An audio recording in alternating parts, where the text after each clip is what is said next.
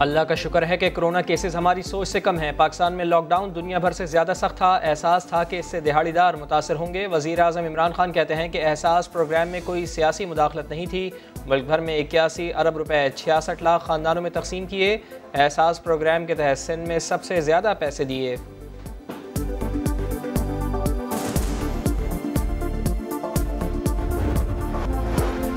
سندھ میں lock down میں نرمی ہوگی یا نہیں؟ صدر مملکت کی زیر صدارت گورنر ہاؤس میں اہم اجلاس ملتوی کر دیا گیا۔ وزیر اعلیٰ سندھ لاک ڈاؤن میں نرمی پر آج وزیر اعظم کو اعتماد ملیں گے۔ حکومت سندھ کا بازاروں اور دکانوں کو احتیاطی تدابیر کے ساتھ کام کرنے کی اجازت دینے کا فیصلہ۔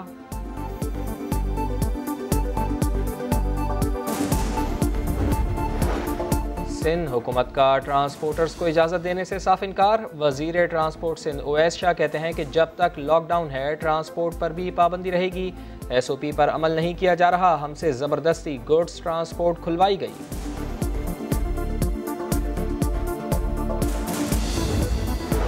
کراچی والوں نے لاک ڈاؤن کی پابندیوں کو ہوا میں اڑا دیا۔ شہر کے کسی علاقے میں سماجی فاصلہ برقرار نہیں رکھا جا رہا۔ لیاقت آباد سمیت شہر کے بازاروں میں عوام کا بے پناہ ہجوم، دکاندار بھی پریشان۔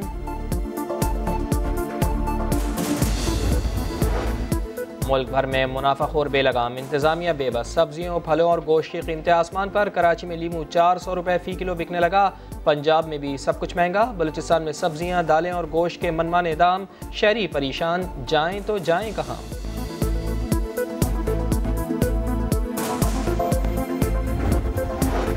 محکمہ صحت سندھ نے 3 سرکاری اسپتالوں کو پلازما جمع کرنے کی اجازت دے دی۔ ماہر امراض خون ڈاکٹر طاہر شمسی نے پلازما جمع کرنے کی تجویز دی تھی۔ سول اسپتال، لیاقت یونیورسٹی اسپتال حیدرآباد کو پلازما جمع کرنے کے احکامات، NIBD کو بھی پلازما جمع کرنے کے احکامات جاری کر دیے گئے۔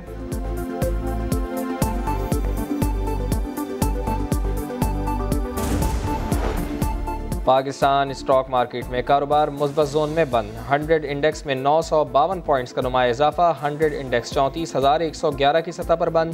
مارکیٹ کیپٹلائزیشن میں 145 ارب روپے کا اضافہ۔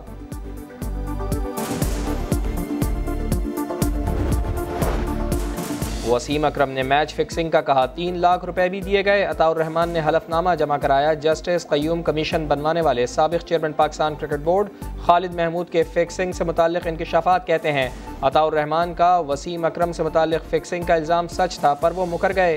خوف زدہ تھے کہ عدالت میں بیان دینے پر وہ مشکل میں پڑ جائیں گے۔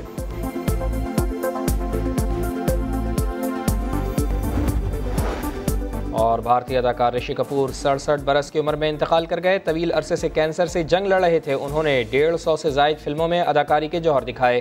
اسپتال میں پرسٹار ڈاکٹر کے گنگنائے گئے گانے کی ویڈیو وائرل۔ آن جہانی اداکار اپنے پرستار کا گانا سن کر آبدیدہ ہو گئے تھے۔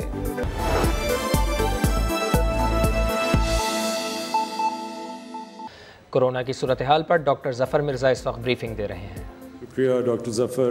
اچھا، میں اب چاہوں گا کہ ثانیہ آپ جو اب تک احساس کا پروگریس ہے کدھر تک پہنچے، پلیز وہ بتائیں۔ وزیر اعظم صاحب، آج احساس ایمرجنسی کیش کی ڈسبرسمنٹ کا 22واں دن ہے اور اب تک 66 لاکھ خاندانوں کو امداد دی جا چکی ہے، 12,000 روپے فی خاندان۔ 81 ارب روپے ابھی تک تقسیم ہو چکے ہیں۔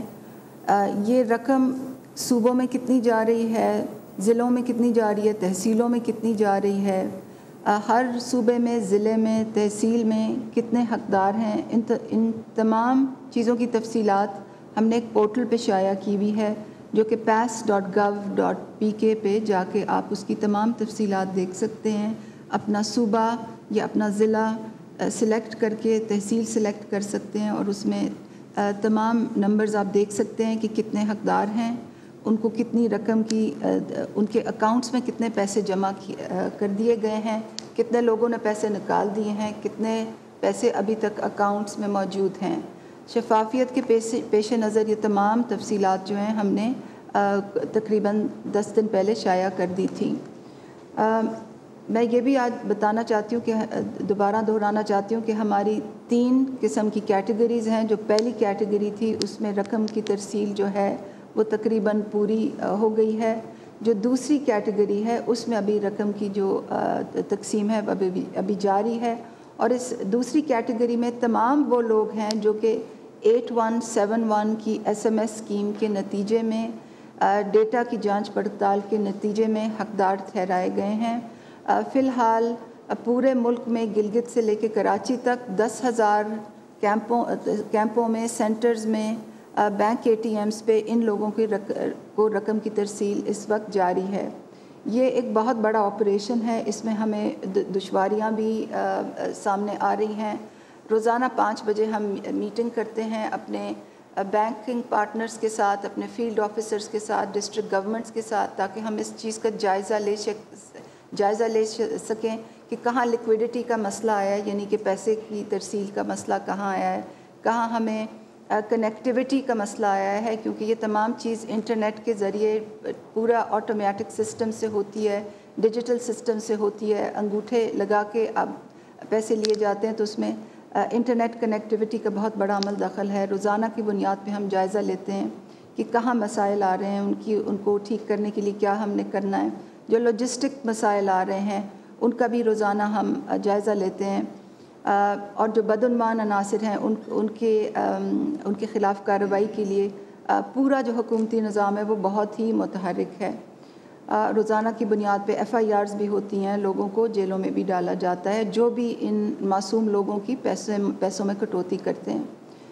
پاکستان کی ٹیلی ویژن کی توسط سے میں لوگوں کو یہ بھی 2 ضروری اعلانات آپ تک پہنچانا چاہوں گی، کیونکہ 2 چیزوں کی لحاظ سے لوگوں کے بہت سوال ہوتے ہیں۔ پہلے تو یہ کہ یہ کب ختم ہوگا، اور جن لوگوں کو وہ میسج آیا ہوا ہے کہ آپ کی جانچ پڑتال ہو رہی ہے ان کو حتمی SMS میسج کب ملے گا۔ تو میں آپ سب کو یہ یقین دلانا چاہتی ہوں کہ اگلے 10 دن میں آپ کو حتمی میسج ضرور موصول ہوگا، نمبر 1۔ نمبر 2، کچھ لوگوں کو یہ شکایت ہے کہ جب وہ جاتے ہیں سینٹر اپنے پیسے نکالنے تو ان کے انگوٹھے کام نہیں کرتے۔ یہ تمام نئے حقدار لوگ ہیں، اور ان میں سے کچھ ایسے ہیں جن کی نادرا کے دفاتر میں ان کے انگوٹھوں کے نشان کی جو ویریفیکیشن ہے تو وہ دوبارہ سے ہونی ہے۔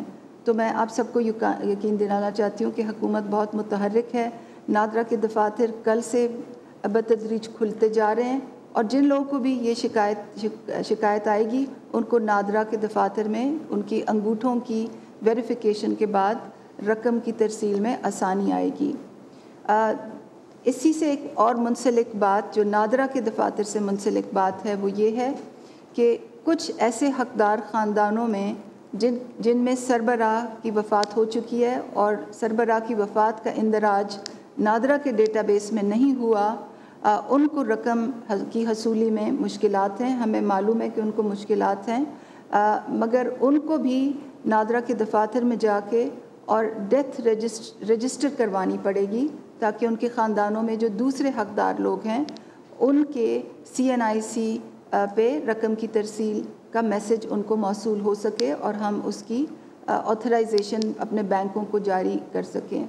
آخری بات میں یہ کرنا چاہوں گی کہ جب تک آپ کو ہماری طرف سے تاریخ والا حتمی میسج نہ آئے، کیونکہ ہمارے طرف سے احساس کی طرف سے جن خاندانوں کی نشاندہی ہو جاتی ہے کہ وہ حقدار ہیں، ان کو ایک آخری حتمی میسج آتا ہے جس پہ یہ لکھا ہوتا ہے کہ آپ اپنی رقم اس تاریخ کو جا کے کلیکٹ کر سکتے ہیں۔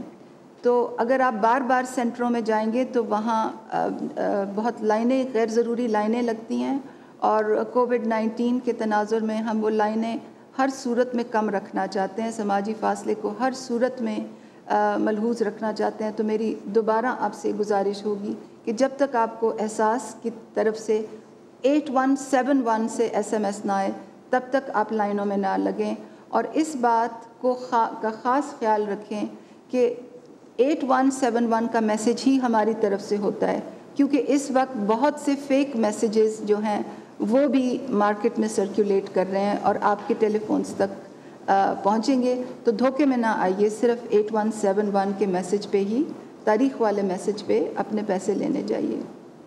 شکریہ ثانیہ۔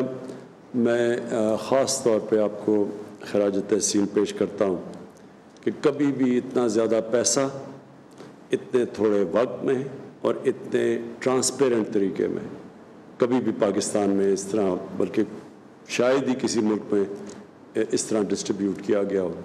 مجھے خوشی اس لیے بھی ہے کہ ہم ایک پاکستان کو انشاءاللہ ایک فلاحی ریاست بنانا چاہتے ہیں، اور فلاحی ریاست کے لیے یہ جو ڈیٹا بیس تیار ہو رہا ہے اور یہ جو طریقہ کار ہے پیسہ دینے کا، یہ انشاءاللہ آگے ہمیں بڑی مدد کرے گا کہ ہم کیسے ایک سارے ملک کو میپ کریں، ملک کے مستحق لوگوں کو پاس ہمارا ڈیٹا ہو، اور ہمارا مسلسل کوشش ہو کہ ان لوگوں کو ہم کیسے اوپر اٹھائیں.